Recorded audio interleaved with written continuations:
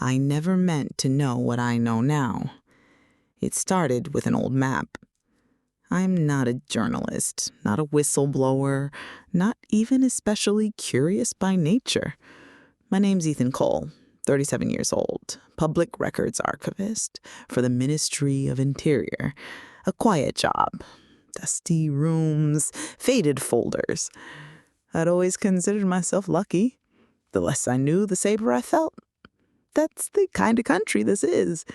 You don't ask too many questions. You file what you're told to file, smile when spoken to, and you never ever dig. But last October, something strange happened. A flood at the regional storage facility. Most of the files from the 1960s and 70s were waterlogged. I was part of the team assigned to recover and digitize whatever was salvageable. While sorting through layers of soggy files, I found a rolled-up map inside a red-labeled envelope. No catalog number, no signature, just a single black stamp. Redacted by order of the National Security Directorate. It was hand-drawn, not printed, dated 1973, and it showed something that shouldn't exist. Sector A-17, deep in the forest northeast of Maradov, near the old border. But there is no such thing, at least not on any official map. I'd been handling national cartography records for over a decade. I would have known. Curiosity bloomed like rot. I waited until after hours to scan it. High resolution, every inch.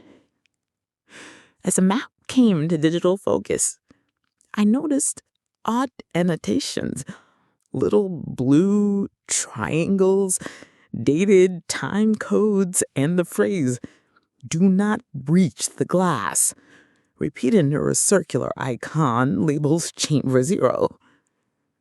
I should have reported it. I should have burned it. Instead, I took a flash drive copy home. That night, I couldn't sleep. Something about the markings on the map unnerved me in a way that I couldn't explain. It felt not military, not scientific, but ancient, like it didn't belong to any era of our known civilization. I started searching for references to Sector A-17. Of course, nothing official came up, but on an encrypted deep web archive, buried inside a dead historian's abandoned blog, I found one mention. A single post, dated 2009. They said the air changes near A-17. That glass isn't for looking through. Is to keep what's inside from getting out. The old language is buried there. I heard it once. I can't unhear it. The next morning, I submitted a vacation request. 2 weeks. I told my manager I was visiting family near the Northern Ridge Line. He barely looked up from his terminal. I packed hiking gear, a satellite phone, a printed copy of the map, and an old Geiger counter I had picked up years ago from a military surplus site, just in case.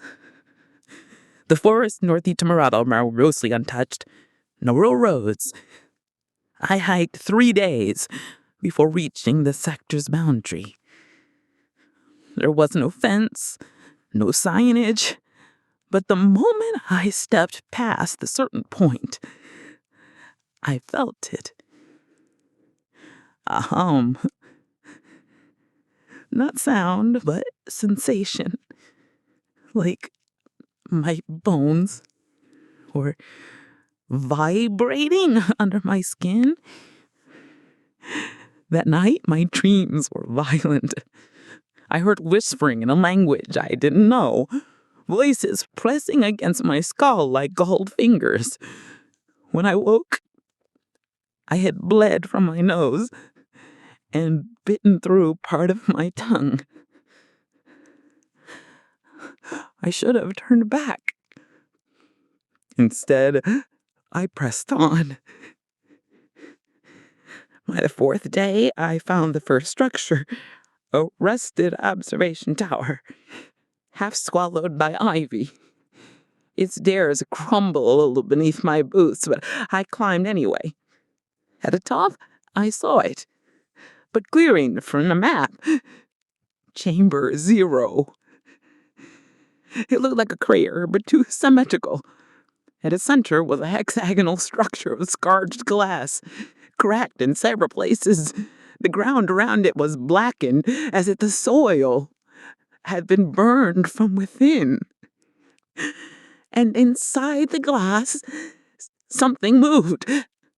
I froze, not from fear, not yet, but because my mind couldn't categorize what I was seeing. It was like a rippled in reality, a distortion, vaguely humanoid, flickering like a faulty hologram. And it was staring directly at me. I ran. I don't remember much after that. I dreamt I got my face, quacked a whip, lost the guyward counter. I spent the next 2 nights sleeping in a hollow tree, afraid to light a fire, but the dreams followed me. Whispers, numbers, names I'd never heard before, and always that phrase, do not breach the glass. Eventually, I reached a ranger outpost. I lied, said I got lost. They believed me. But someone must have tracked the GPS on my cell phone because 2 days later, 2 men in unmarked uniforms into my hospital room. They didn't threaten me, just said, good, keep not remembering. But things changed. My emails started bouncing. I got reassigned to logistics. People I'd known for years avoided eye contact. Then one night, I received an unmarked envelope. Inside, a black and white photo of Chamber 0. The glass shattered. Beside it, 3 men in cosmetic suits. Only 2 cast shadows. That's when I began to unravel. Voices in that apartment at night, phone ringing with no caller ID, breathing on the line, dreams turning violent. I'd wake up with scratches I didn't remember receiving. One time, I found myself in the military basement, records room 9B. I didn't have access to it. My hand was bleeding. The lock was broken. I was becoming someone else. Or something. What is becoming me? The night marauder stopped. The voices weren't whispering anymore. They were speaking clearly in a language I began to understand. I started writing in it, not consciously. I'd wake up and find pages filled with looping glyphs and mirror text. Once I caught myself humming a tune I'd never heard, but realized it wasn't a tune. It was an invocation. Something old. Something buried. And I knew where it was. There were other sites like Chamber 0, the map until in the mall, but I saw them in my dreams. Glass structures, some broken, some screaming. I saw people entering and not returning. I saw the government not covering it up. No, they were feeding it. Sacrifices disguised as disappearances. Whole towns emptied under the guise of relocation. Children taken for re-education. Workers who vanished after entering certain tunnels. We weren't a country guarding a secret. We were a secret pretending to be a country. Everything above ground, the ministries, the borders, the language, the culture, it was scaffolding, a mask, and beneath it, something else was growing. Something intelligent, something patient, and I was becoming its mouthpiece. One night, I wrote a letter and mailed it to every major international journalist I could find. In it, I explained everything: names, coordinates, the through history of our founding, the false flag events, the maps, the glyphs. But no one responded. Not one.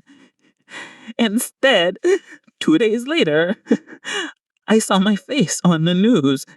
Ethan Cole, domestic terrorist suspect. They claimed had gone rogue, sabotaged the ministry server, set fire to records, tried to leak classified materials. I hadn't done any of that. Not yet. But now I had nothing to lose. I broke into the ministry one final time, deep